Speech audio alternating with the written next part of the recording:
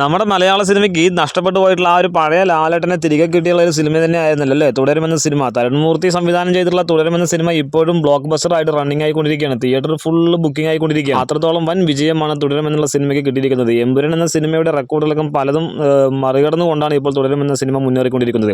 ഈ ഒരു സിനിമയിലൂടെ നമുക്ക് നഷ്ടപ്പെട്ടു പോയിട്ടുള്ള ആ ഒരു പഴയ ലാലേട്ടൻ ഉണ്ടല്ലോ, ആ ഒരു കിടിലനായിട്ടുള്ള നല്ല നല്ല അഭിനയങ്ങൾ കാഴ്ചവെക്കുന്ന ആ ഒരു ലാലേട്ടൻ നമ്മൾ തിരിച്ചു കിട്ടിയത്. അത് മാത്രമല്ല എടുത്തു പറയേണ്ട ഒരു കാര്യം കൂടിയുണ്ട്. പ്രകാശ് വർമ്മ എന്നുള്ള ആ ഒരു വ്യക്തി ഈ ഒരു സിനിമയിലൂടെ അവതരിപ്പിച്ചിട്ടുള്ള ആ ഒരു ജോർജ് സാർ എന്നുള്ള വില്ലൻ കഥാപാത്രം അത് വളരെയധികം പ്രശംസ അർഹിക്കുന്ന ഒരു കാര്യം തന്നെയാണ്, എടുത്തു പറയേണ്ട ഒരു കാര്യം തന്നെയാണ്. ഇതുപോലൊരു കിടിലൻ വില്ലൻ മലയാള സിനിമയിൽ കുറേ കാലങ്ങളായിട്ട് കണ്ടിട്ടില്ല. അതുപോലൊരു കിടിലനായിട്ടുള്ള ഒരു വില്ലൻ കഥാപാത്രമാണ് പ്രകാശ് വർമ്മ കാഴ്ചവെച്ചിട്ടുള്ളത്. ഉദാഹരണം പറയുകയാണെങ്കിൽ ഫഹദ് ഫാസിൽ ചെയ്തിട്ടുള്ള ഷമ്മി എന്നുള്ള വില്ലൻ കഥാപാത്രത്തിനോട് അധികം അതേ ഒരു ചുവയുള്ള ഒരു കഥാപാത്രം തന്നെയായിരുന്നു പ്രകാശ് വർമ്മ അവതരിപ്പിച്ചിട്ടുള്ള ജോർജ് സാർ എന്നുള്ള കഥാപാത്രം. പിന്നെ ഒരു കാര്യം എടുത്ത് പറയേണ്ടത്, തരുൺമൂർത്തി ശരിക്കും പറഞ്ഞ ഒരു കട്ട ലാലേട്ടൻ ഫാൻ തന്നെയാണ്. അതുകൊണ്ട് തന്നെ ഒരു ഫാൻ ബോയ് പടം എന്ന നിലയിൽ തന്നെ കണ്ടാൽ മതി. അത്രത്തോളം എഫേർട്ട് എടുത്ത് ആ ഒരു സിനിമ ചെയ്തിട്ടുണ്ടെന്ന് പറയാം. ഒരുപാട് നല്ല ക്ലോസപ്പ് ഷോട്ടുകളൊക്കെ ഉണ്ട്. അതിലൊക്കെ ലാലേട്ടനെ അഴിച്ചു വിട്ടിരിക്കുകയാണ് അഭിനയിക്കാൻ വേണ്ടിയിട്ട്. അത്രത്തോളം നല്ല ഇഷ്ടത്തോടു കൂടി തന്നെയാണ് തരുൺമൂർത്തി ഈ ഒരു സിനിമ ചെയ്തിരിക്കുന്നത്. നമുക്ക് കണ്ടവർക്ക് എല്ലാവർക്കും മനസ്സിലാകും. ആ വിൻഡോയിലൂടെ ചാടിയിരുന്ന ലാലേട്ടൻ്റെ ആ ഒരു സ്ക്രീൻ പ്രസൻസ് ഒക്കെ എന്ന് പറഞ്ഞു കഴിഞ്ഞാൽ ചുമ്മാ ഒരു ഒന്നൊന്നര സാധനം തന്നെയായിരുന്നു. തിയേറ്ററിൽ നമുക്ക് ഗൂസ് ബംപ്സ് വരുന്നൊരു സാധനം തന്നെയായിരുന്നു.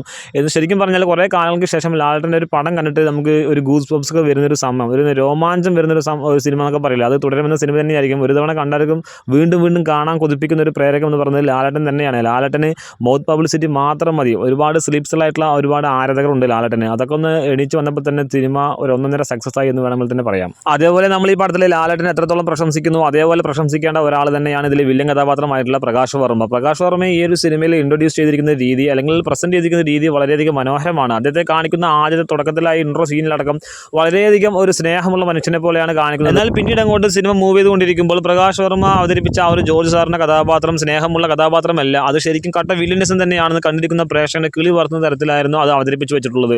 അതുകൊണ്ട് തന്നെയാണ് ലാലേട്ടനെ എത്രത്തോളം ഈ സിനിമയിൽ ഇഷ്ടപ്പെടുന്നുവോ അത്രത്തോളം ആ ഒരു വില്ലൻ കഥാപാത്രം മനസ്സിൽ പതിഞ്ഞിരിക്കുകയാണ് കണ്ടിരിക്കുന്ന ഓരോ പ്രേക്ഷകൻ്റെയും എന്ന് വേണമെങ്കിൽ പറയാം. ഹലോ എന്നുള്ള ജോർജ് സാറിൻ്റെ വിളിയിൽ തന്നെ നമുക്കൊരു ഭയം ഉണ്ടാകുന്നുണ്ട്. അതുമാത്രമല്ല ഓരോ ഡിഫറൻ്റ് ആയിട്ടുള്ള ഡയലോഗുകളാണ് പ്രകാശ് വർമ്മയ്ക്ക് ഈ ഒരു സിനിമയിൽ കൊടുത്തുന്നുള്ളതാണ്. എന്തായാലും ഇനി ഇവിടെ നിന്ന് അങ്ങോട്ട് മോഹൻലാൽ മലയാള സിനിമയിൽ നായകനായി തുടരുക തന്നെ ചെയ്യും. ഇതുപോലെ ഓരോ നല്ല നല്ല സിനിമകൾ സമ്മാനിക്കട്ടെ. ഒരുപാട് ചവറ പടങ്ങൾ ചെയ്യാതെ നല്ല നല്ല സിനിമകൾ മലയാളത്തിന് സമ്മാനിക്കാൻ ലാലേട്ടന് സാധിക്കട്ടെ എന്ന് ആശംസിക്കുന്നു.